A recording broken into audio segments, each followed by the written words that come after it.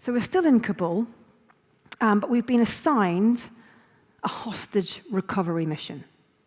So a woman had been taken captive, and she had been held hostage for a week. And the powers that be were trying to negotiate her release. And we had the call to say, we need you to go in at 6 o'clock tomorrow morning and go and get this woman out and take her home to safety.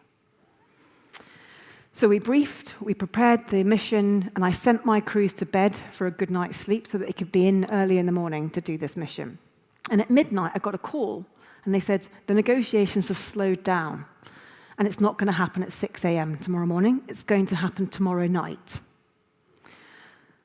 So I was looking at a long day for my crews, and that might not seem significant, but actually it's been proven that error rates go up when you've been on duty for more than 12 hours. So I had to weigh up the operational risk now.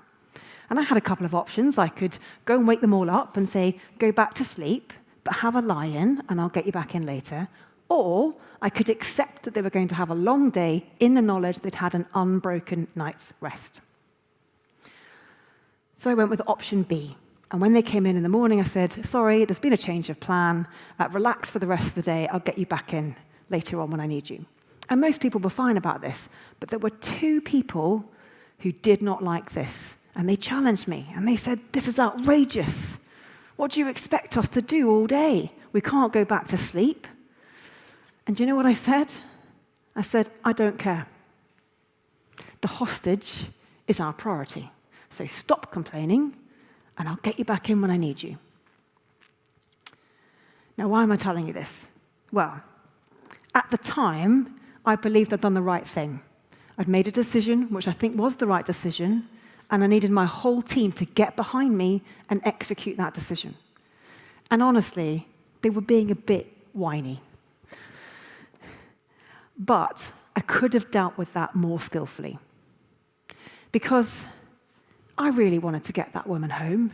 I'm sure you can all, feel that sense of urgency that you would feel to get someone home safe. But there's no point sending 6 people to die to try and save 1 person. So I had to know that I wasn't unnecessarily compromising the safety of my crews by sending them on a mission at the end of a long day.